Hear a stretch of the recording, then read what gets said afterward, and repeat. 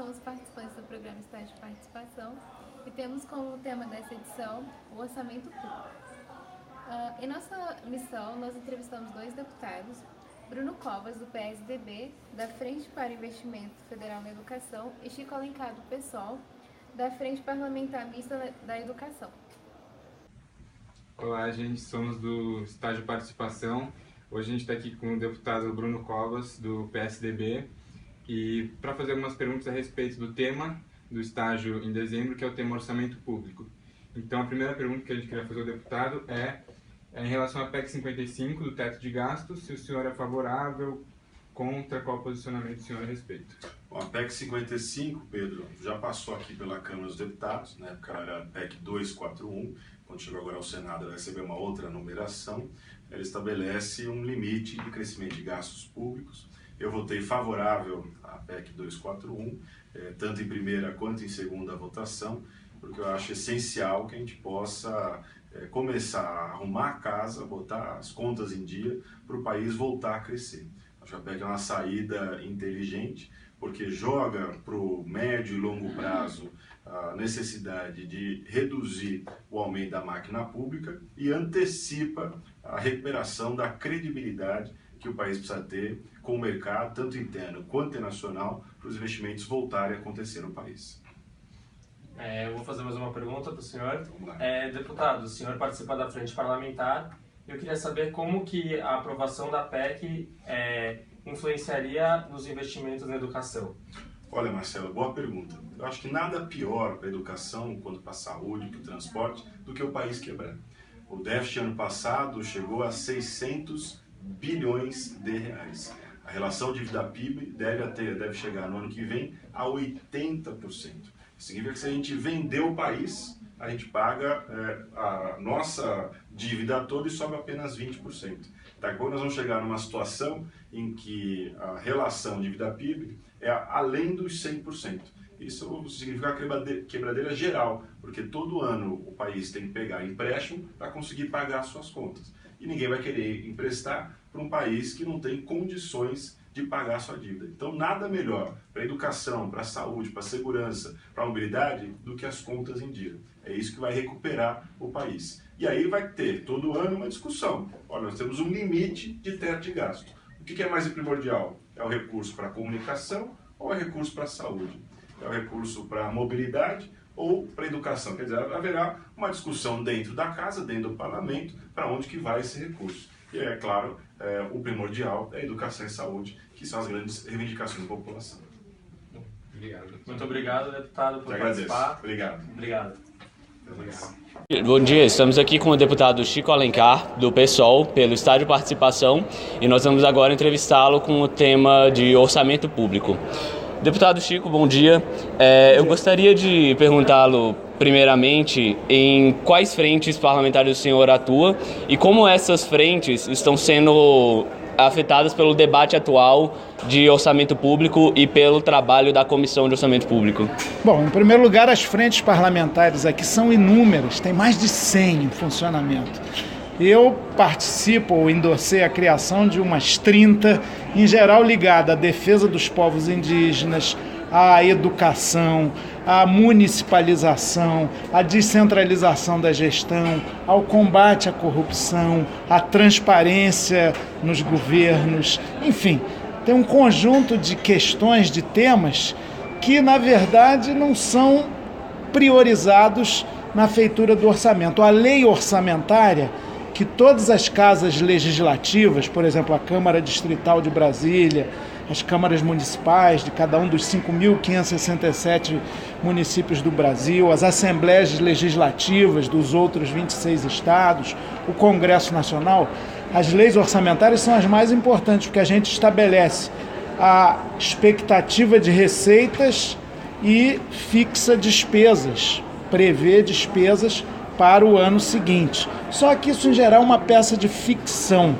E quase sempre, sobretudo desde os anos 80, quando houve a financiarização do capital, a etapa do capitalismo financiarizado no mundo inteiro, não só no Brasil, educação, saúde, a necessidade da nossa gente não cabe no orçamento público.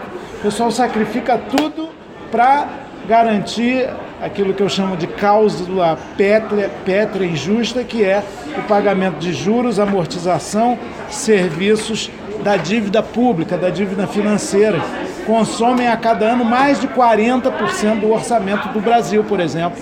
E uma auditoria dessa dívida, prevista inclusive na Constituição, nas disposições transitórias, jamais foi feita. Então, o Equador, por exemplo, fez uma auditoria, renegociou sua dívida em foros internacionais e a reduziu em 30%. Então, no Brasil, parece que é um dogma.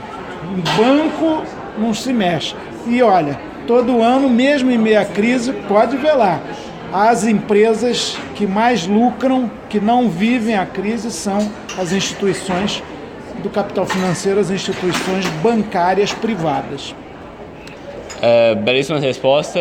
O senhor poderia comentar um pouco como é que foi a sua atuação com o tema do orçamento público nesse ano? Eu não sou da Comissão de Orçamento, mas atuei no plano das comissões de que eu participo, na Comissão de Constituição e Justiça, na Comissão de Direitos Humanos, de Legislação Participativa e, sobretudo, nas emendas de bancada. Cada bancada de Estado tem direito a emendas coletivas e as emendas individuais. Eu rigorosamente, primeiro, só disponibilizo recursos públicos para entes públicos que têm um programa em curso. E, em segundo lugar, prioridade absolutíssima para educação, saúde, cultura e direitos daqueles mais esquecidos da nossa ordem social, que são os camponeses, os assalariados pobres, a periferia das cidades, portanto, investimentos em infraestrutura urbana também. Agora, para fechar, o senhor poderia fazer um breve comentário sobre as perspectivas que você vê para os próximos anos, para o tema de orçamento público, ainda mais na iminência da aprovação da PEC 55? Eu vejo com muita preocupação, sem otimismo. Essa PEC 55 no Senado, foi a 241 aqui na Câmara, ela é a PEC do corte do investimento social.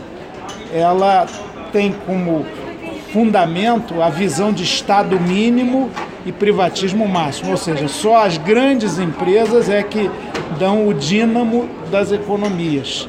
Então é preciso você favorecer, desregulamentar, liberar, daí a ideia de neoliberalismo, totalmente a ação das empresas.